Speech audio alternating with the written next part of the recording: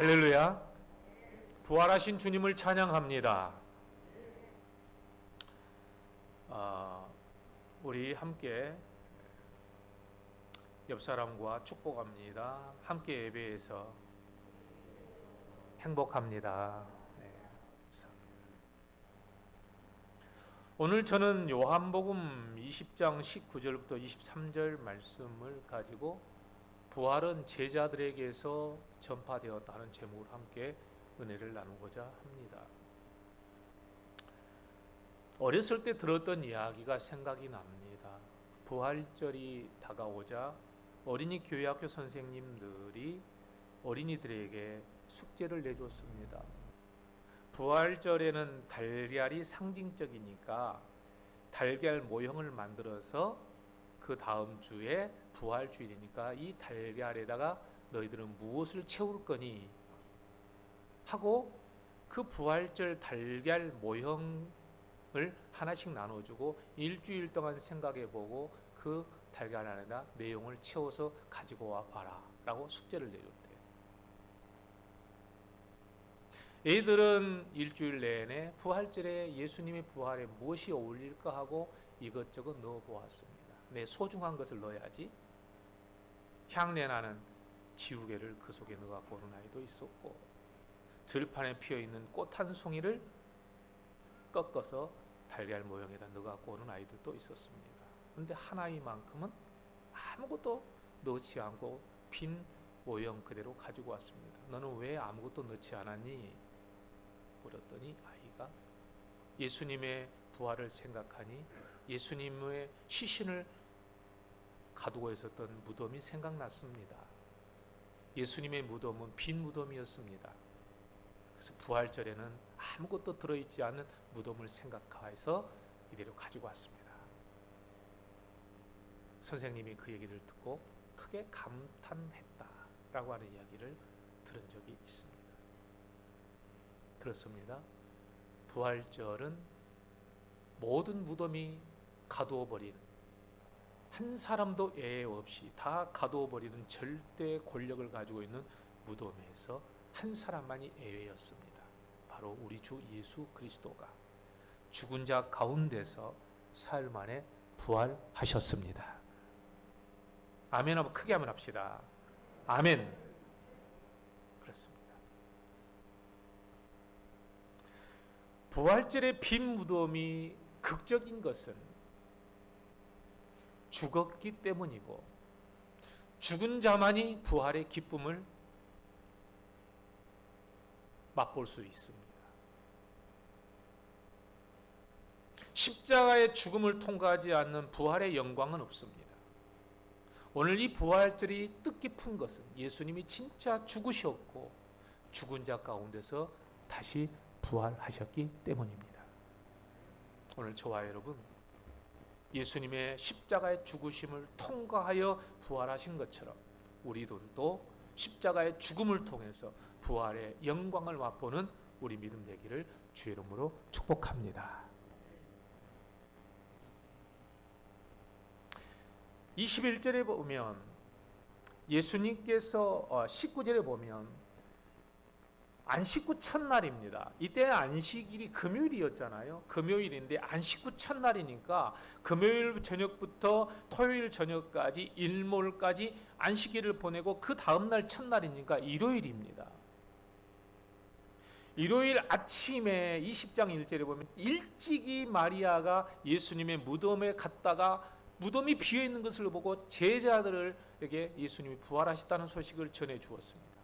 그런데도 불구하고 오늘 19절에 보면 제자들은 한 곳에 모여서 문을 꼭 닫고 있었다. 문을 닫았다라고 하는 이 표현은 그만큼 제자들의 심리 상태를 알 수 있는 대목이죠. 얼마나 두려웠으면, 얼마나 불안했으면 그들은 문을 꼭 닫고 있었을까. 그런데 더 놀라운 사실은 예수님께서 그 닫아놓은 문을 열고 오신 게 아니라 그들 가운데 갑자기 문도 열지 않고 나타나셨다는 사실입니다. 부활의 주님은 능력의 주님입니다. 오늘 우리가 문을 꼭꼭 닫아놓고 예수님도 필요 없고 부활했다는 소식과 메시지를 들었어도 두려움과 불안함과 그리고 절망 속에 꼭꼭 문을 닫아버리고 숨어있는 제자들에게 오늘 부활의 주님이 나타나셔서 제자들에게 부활의 주님을 보이셨습니다. 그리고 그들에게 말씀하십니다. 너희에게 평강이 있을지어다. 오늘 여러분의 닫혀진 문 열지 않고도 부활의 주님이 여러분의 심령 가운데 오셔서 여러분들에게 평강을 선포하시기를 주의 이름으로 축복합니다. 그리고는 예수님께서 제자들에게 이렇게 말씀하십니다. 21절 다 같이 읽어봅시다. 21절 시작. 예수께서 또 이르시되 너희에게 평강이 있을지어다. 아버지께서 나를 보내신 것 같이 나도 너희를 보내노라. 아멘. 이 말씀에서 저는 은혜를 받았어요. 예수님께서 이 세상에 오신 목적이 뭐예요? 아버지께서 보내셨다라는 거예요. 요한복음 14장 9절 보면 빌립이 이렇게 말합니다. 주여 나에게 아버지를 보여주시면 좋겠습니다. 그때 주님께서 말씀하시죠. 빌립아, 내가 너와 이렇게 오래 함께 있었는데 아버지를 보여달라 하느냐? 나를 본 자는 아버지를 본 것이다. 내가 아버지 안에 있고 아버지께서 내 안에 계심을 믿어라. 그러지 못하겠거든 행하는 그 일로 말미암아 나를 믿어라. 여러분, 예수님은 보혜사 예수님이십니다. 하나님을 보여주시기 위해서 이 세상에 오시기도 하셨습니다. 그러므로 예수님을 본 자는 하나님을 본 줄 믿습니다. 그렇게 말씀하시고는 제자들에게 또다시 말씀하십니다. 아버지께서 나를 그런 목적으로 이 세상에 보내신 것 같이 나도 너희를 세상에 보내노라. 마태복음 28장에서는 세상 끝까지 가서 나를 증거해라 고 말씀하십니다. 저는 궁금했습니다. 왜 예수님은 제자들에게 예수님의 부활을 증거하라고 하셨을까요? 여러분, 이 세상의 기독교는 예수님께서 부활하심으로 그 부활을 증거하셔서 기독교가 생긴 게 아니고 제자들이 복음을 전파하여서 교회가 생겼습니다. 그렇다면 예수 그리스도의 제자들이 예수님의 부활을 어떻게 증거했을까요? 교리로? 사도행전 2장에 보면 제자들이 예수님의 부활을 증거하는 것을 첫째 공동체를 세워서 보여주었죠. 함께 먹을 것을 나누었고 불쌍한 자들을 도와주었고 긍휼히 여겼으니 함께 예배했습니다.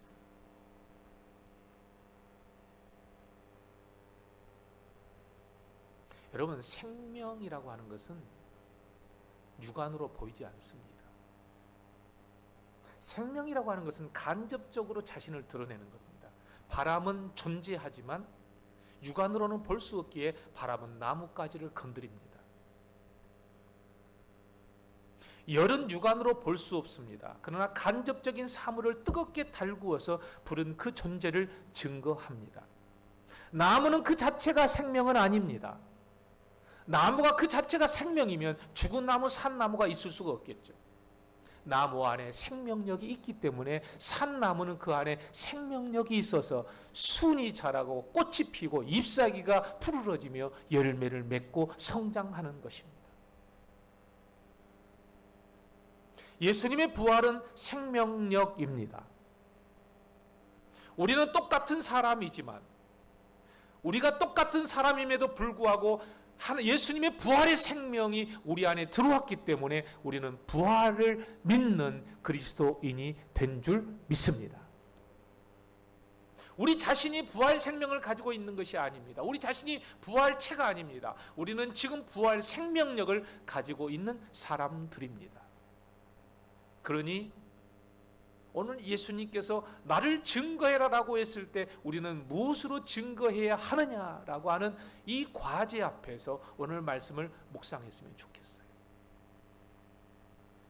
첫째, 제자들은 부활 생명이 들어오자 시야가 바뀌기 시작했다. 제자들은 어떤 상태였습니까? 불안과 두려움 상태였습니다. 그런데 예수님이 오셔서 그들에게 첫 번째 일갈이 뭐였냐면 평강이 너희에게 있을지어다. 또 한 번 말씀하십니다. 너희에게 평강이 있을지어다.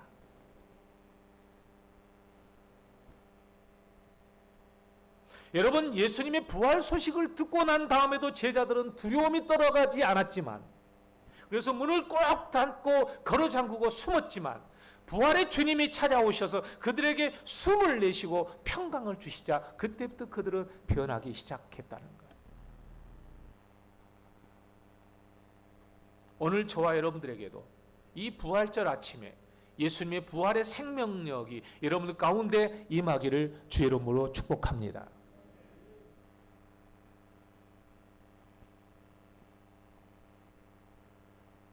그리스도인은, 부활을 체험한 그리스도인은, 부활하신 예수 그리스도의 생명력을 가지고 있는 그리스도인은 어떤 불안하고 두려운 상황에서도 예수 그리스도의 평강이 들어있는 사람입니다.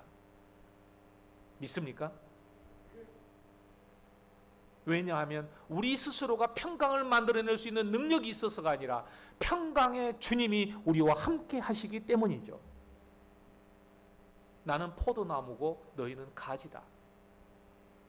가지가 나무에 붙어 있어 절로 열매를 맺은 것 같이 너희가 나에게 붙어 있으면 스스로 열매를 맺을 것이다.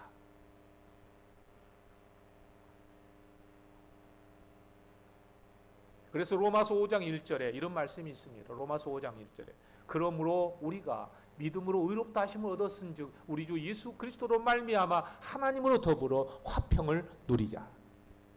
우리가 화평할 수 있는 것은 하나님과 함께 할 때 화평할 줄 믿습니다.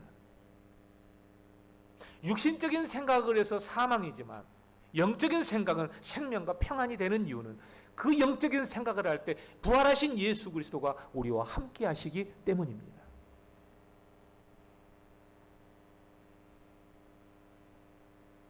하나님은 한 사람이 그리스도 안에 있기까지는 그 사람을 호의적으로 보지 않습니다. 그 사람이 그리스도 안에 들어갔을 때야 비로소 그 사람을 기뻐하고 그 사람을 진노 아래에서 건져주시는 겁니다. 죄는 사람을 쉬지 못하게 합니다. 그래서 아담과 하와는 하나님의 말씀을 어기고 죄를 짓고 나자 가장 먼저 두려움이 와서 숨었다고 했습니다. 살인자는요, 큰 중범죄자들은 잡히고 난 다음에 이제서야 내가 잠을 편안히 잘 수 있겠다라고 말을 합니다. 왜요? 죄가 있는 한 두려움에서 벗어날 수가 없기 때문입니다. 여러분, 오늘 우리가 예수 그리스도와 함께 엮이고 묶여 있을 때 우리는 이 평강을 누리게 됩니다. 여러분의 가정에, 우리 참 좋은 교회, 하나님의 평강이 가득하기를 주의 이름으로 축복합니다. 인생의 폭풍우가 난타하고 내가 다니던 직장이 부도가 나고 내 건강에 심각한 문제가 다가올 때에도 부활하신 예수 그리스도를 경험했던 제자들이 평강을 누리고 있었던 것처럼 우리 모두에게 하나님의 평강이 우리에게 임하기를 소망합니다. 이 방은 사실 사흘 전만 해도 최후의 만찬을 벌였던 방입니다. 그들은 두려워서 더 이상 예수님의 십자가에 대해서 물어보지도 못했던 사람들입니다. 그들은 지금도 이 방에서 문을 걸어 잠그고 두려움에 숨조차 제대로 쉬지 못하고 있었습니다. 그런데 예수님이 오셔서 그들에게 평강이 있을지어다.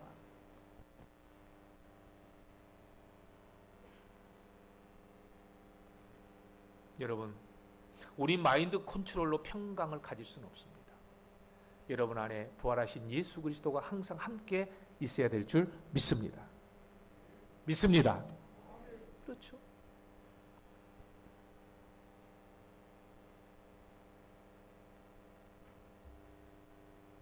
어느 날 예수님께서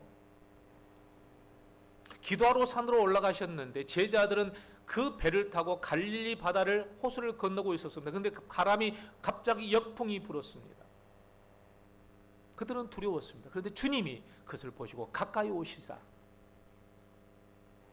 그 배에 올라타시고 그 풍랑을 잠재우셨습니다. 하루는 예수님과 함께 배를 타고 갈릴리 호수를 건너는데 예수님이 깊이 잠드셨습니다. 그때 풍랑이 일었습니다. 제자들은 두려웠습니다. 주님을 깨웠습니다. 주여, 우리가 죽게 되었습니다. 어서 일어나십시오. 주님이 일어나셔서 풍랑을 꾸짖으시자 그 배에 평화가 임한 줄 믿습니다. 우리의 능력으로는 평강을 누릴 수가 없습니다. 사랑하는 성도 여러분, 오늘 여러분에게 부활하신 예수 그리스도가 오셔서 예수 그리스도가 십자가의 극한 고통을 이겨내시고 부활로 승리하시며 그 평강의 선물을 우리에게 주실 때 비로소 우리는 평강을 누리는 사람이 됩니다. 따라서 합시다. 주님과 함께 할 때만이 평강을 누립니다. 아멘. 제가 늘 예화로 말씀드리지만 찬송가 413장의 찬송은 유명한 스페포드라고 하는 분이 변호사가 작시한 곡입니다. 이 사람은 매우 성공 가도를 달리고 있었던 사람입니다.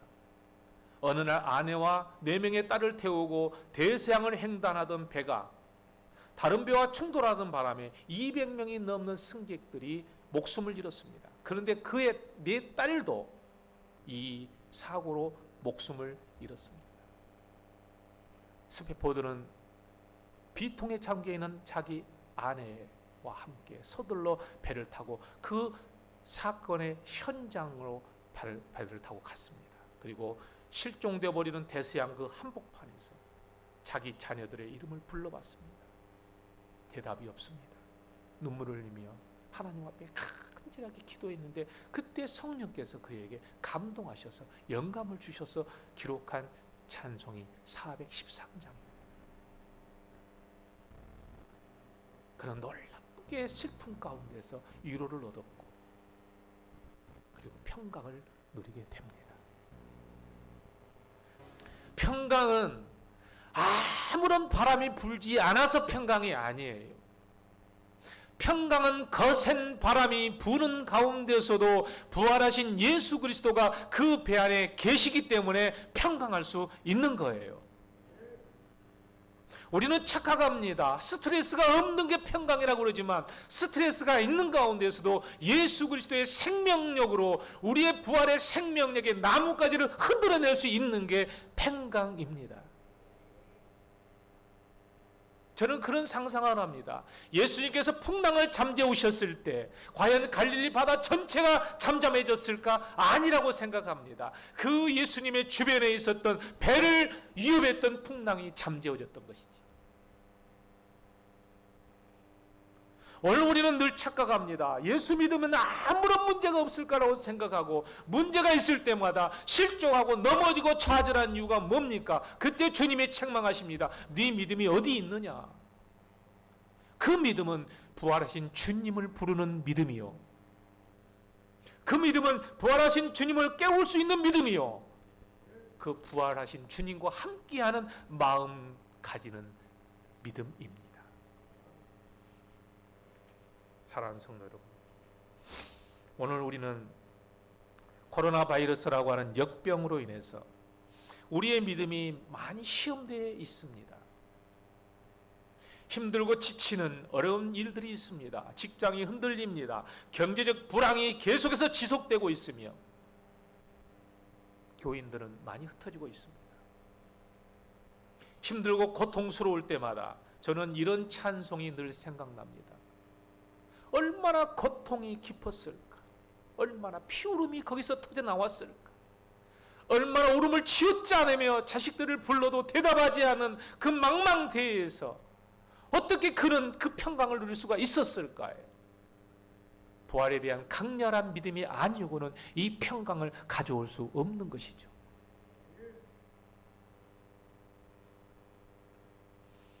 힘들고 소란스러울 때마다 여러분 안에서는 역동적인 부활의 생명력이 여러분의 손을 흔들 수 있기를 축복합니다.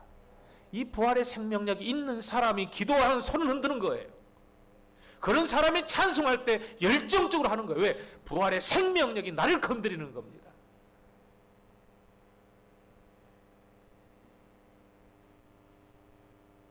내 영혼 늘 편하다. 삶이 나를 험한 파도 속으로 내던져도 내 영혼은 평강을 누릴 수 있다.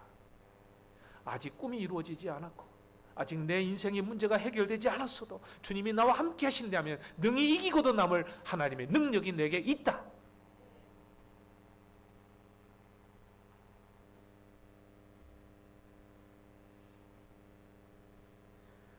파종과 매장의 차이가 있습니다. 죽어있는 것은 매장이라고 그러고 똑같이 땅에 묻어도 살아있는 것을 묻었을 때는 파종이라고 합니다. 죽은 것이 묻히면 땅에서 썩습니다. 생명이 없으면 아무리 커도 그건 매장이요, 아무리 값 비싸도 매장이요. 그러나 살아있으면 그것이 아무리 작아도 파종이요. 그래서 예수님의 부활은 매장이 아니라 파종이었고 첫 열매가 된 줄 믿습니다. 십자가를 붙드십시오. 십자가는 우리를 파종하게 가능하게 합니다. 십자가를 붙들지 않으면 매장이 되고 십자가를 붙들면 파종이 됩니다. 마른 막대기지만 뿌리도 없지만 가지도 없지만 순도 보이지 않지만 십자가를 묻고 내가 거기에 결박하면 그 십자가에서 우리는 30배, 60배, 100배의 결실을 거두는 놀라운 부활의 결실을 거두게 될 줄 믿습니다. 그러니 이왕 심을 것 매장하지 말고 파종하는 우리 모두가 되기를 주의 이름으로 축복합니다. 십자가는 진 것 같고 실패하는 것 같고 좌절하는 것 같고 절망하는 것 같았지만 3일 만에 새 순을 띄웠습니다. 삼킨 바 된 것 같았지만 오히려 그것들을 삼켜버렸습니다. 바울은 얼마나 놀라웠던지 고린도후서 5장에서 죽을 것이 생명에게 삼킨 바 되어버렸다고 선포합니다. 매장하면요 썩은 냄새가 주변을 진동하고 땅을 썩게 합니다. 그런데 생명은 주에게 향을 냅니다. 오늘 우리의 부활이 평강의 향을 내기를 축복합니다. 그래서 부활신앙을 가진 제자들은 그런 평강이 있었던 거예요. 어떤 고난도 핍박도 박해도 그들을 더 이상 문을 걸고 숨어 들어가지 않게 하고 밖으로 뛰쳐나와서 예수 그리스도의 부활을 보았다고 고백합니다. 부활절 아침 예수님의 무덤에 달려갔던 마리아가 예수님을 보고 와서 제자들에게 달려와서 하는 말이 내가 예수를 보았습니다. 내가 예수님을 발견했습니다. 내가 부활하신 예수님을 만났습니다. 그 울림이 지금까지 세상 끝까지 전파되는 역사가 일어난 줄 믿습니다.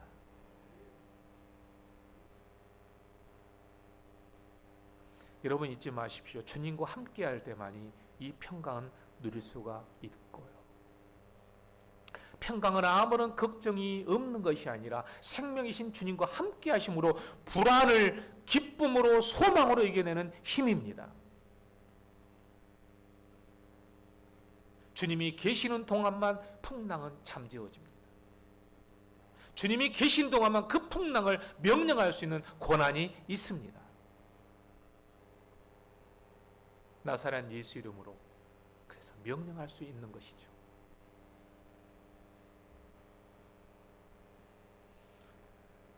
여러분 순탄한 길을 가다가 풍랑을 만났다고 쭈그러들고 숨고 빗장 걸고 잠그고 숨어 들어가지 마십시오. 주님은 그럼에도 불구하고 여러분들에게 숨어있는 그곳에 한복판에 나타나셔서 숨을 내쉽니다. 너희에게 평강이 있을지어다. 그래서 평강은 갈보리의 첫 번째 열매입니다. 예수님의 제자들이 무엇을 전했을까요? 믿지 않는 사람들이 제자들의 무엇을 보고 예수님의 부활의 증거를 찾았을까요? 첫째, 평강입니다.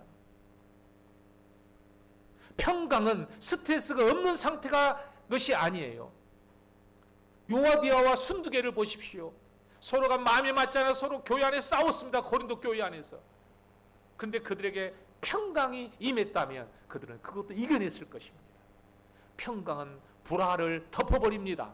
평강은 생명이 죽음을 삼켜버립니다.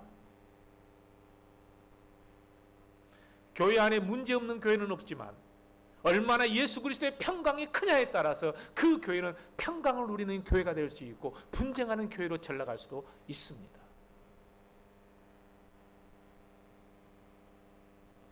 평강의 하나님이 친히 너희를 거룩하게 하시고 주오시는 그날까지 너희를 보존하시기를 원하노라.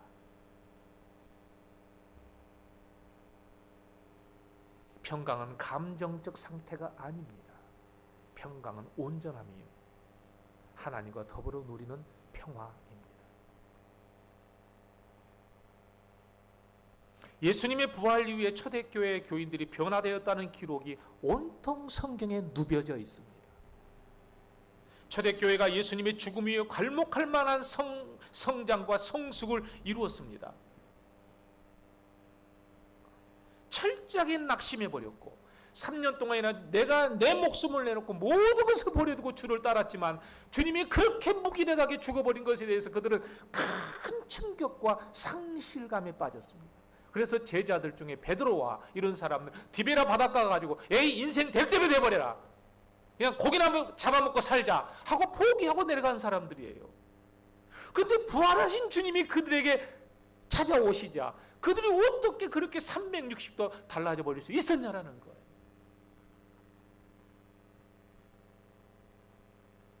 그렇게 낙심했던 그들이 어떻게 소망을 선포할 수 있었고 주 예수를 믿으라 그리하면 너와 내 집이 구원 얻을 것이라 할 수 있었고 어떻게 감옥 속에서 똑같은 상황이지만 찬송하고 기도할 수 있었냐라는 거예요. 오늘 저와 여러분들의 삶 속에서 부활하신 예수님의 생명력이 나타나서 증거가 되기를 주 이름으로 축복합니다. 우리 자신이 부활체가 아니에요. 우리는 어차피 생명력 없으면 썩어질 수밖에 없는 빈 반토막 같은 존재들이에요. 부활의 생명이 우리를 지배하고 있을 때 이 생명력은 나타나는 겁니다. 부부간에 싸울 수 있습니다. 그러나 그 싸움을 오히려 평강으로 이끌 수 있는 능력이 예수님에게 있는 줄 믿습니다.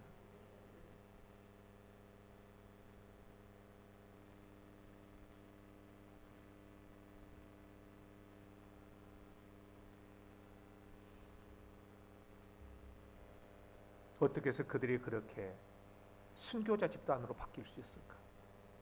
유명한 역사학자들은 저 사람들이 과대망상증에 빠진 것 아닌가 하고 착각할 정도였답니다. 아니면 체면술에 걸린 것 아닌가? 그런데 그들이 놀랍게 전하는 메시지는 예수님이 죽은 자 가운데서 사흘 만에 부활하셨습니다.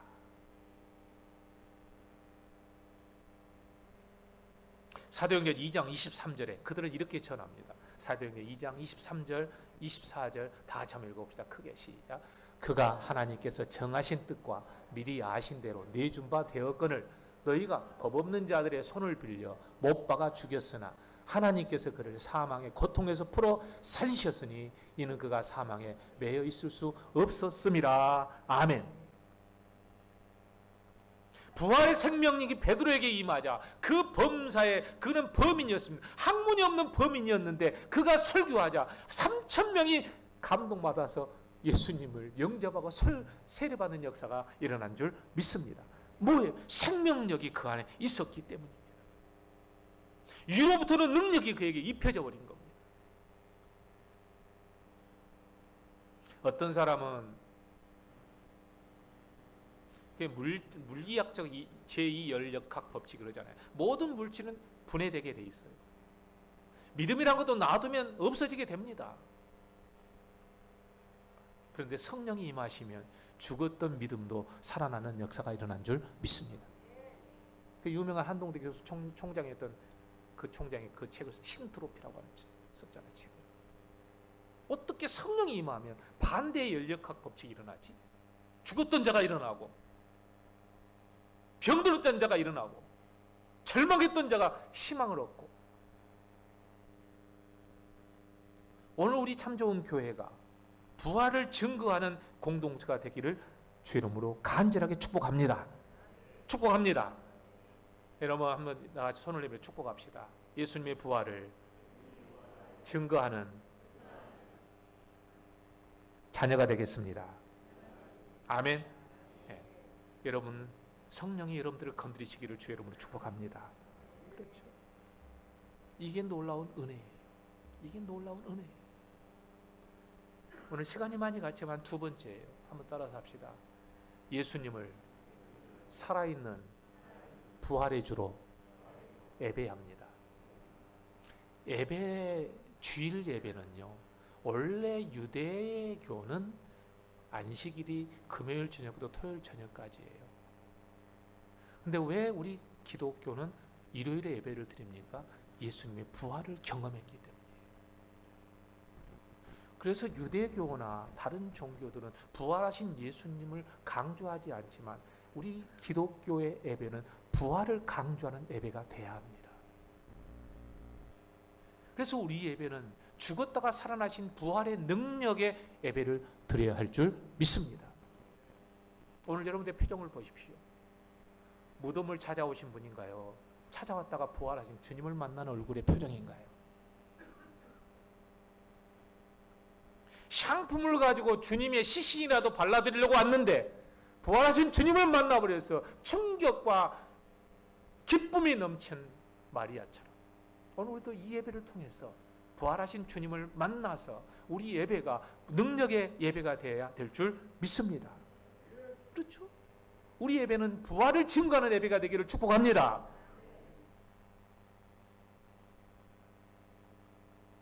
어떤 자녀가 어린이 교회 학교에서 선생님이 우리 교회와 우리 어린이들의 부모님의 예배하는 모습을 한번 그려볼까 했더니 어떤 아이가 엄마가 쓰러져 있는 시체로 그렸대요. 예배 때마다 쓰러진다는 거예요.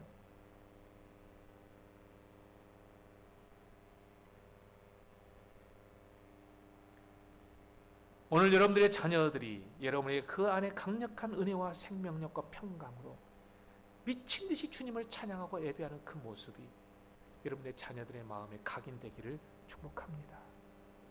축복합니다. 따라서 합시다. 생명은 나눠주는 겁니다. 아멘. 그래서 씨를 심었어. 열매가 맺혔어요. 30배, 60배, 100배의 결실을 나눈 것은 나눠주는 겁니다. 예수님은 내 몸과 내 피를 받아 먹고 마시라겠습니다. 가장 좋은 생명을 가지신 예수님이 오셔서 하신 일이 뭐냐면 바로 성만찬을 통해서 예수님의 몸을 찢어서 나눠주셨고 피를 나눠주셨습니다. 그리고 그걸 받아 먹고 마신 사람들이 구원받는 역사가 일어난 줄 믿습니다. 우리 죄의 사함은 십자가에 흘린 피로 죄 사함 받았지만 우리가 거룩한 삶을 사는 것은 예수님의 몸을 먹고 사는 삶이야. 교회는 부활체를 나누는 공동체입니다. 서로 섬기고 살아갈 때 서로가 사랑하고 내 것을 내어주고 위로하고 소망을 주고 헌신할 때 부활의 생명력을 경험하는 것이죠. 예수님은 죽도록 하나님을 증거하셨습니다. 그리고 제자들에게 너희들도 나처럼 세상에 보내니 가서 증거해라. 오늘 우리가 바로 죽도록 부활의 주님을 증거하는 공동체가 되어야 할 줄 믿습니다. 믿습니다. 네, 그렇죠. 그래서 사도행전은 1장부터 데오빌로요. 내가 먼저 쓴 글에는 모두 예수께서 행하시며 가르치기를 시작하신부터 그렇죠. 그가 택하신 사도들에게 성령으로 명하시고 승천하신 날까지의 일을 기록하였다고 말합니다.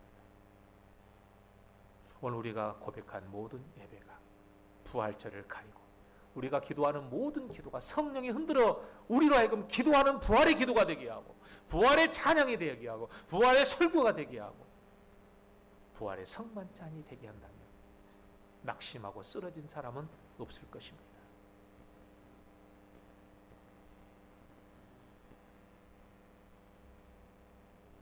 오늘 우리가 예배의 이력을 발견하기를 주의 이름으로 축복합니다. 진짜 예배의 이력을 발견해야 합니다. 그렇죠?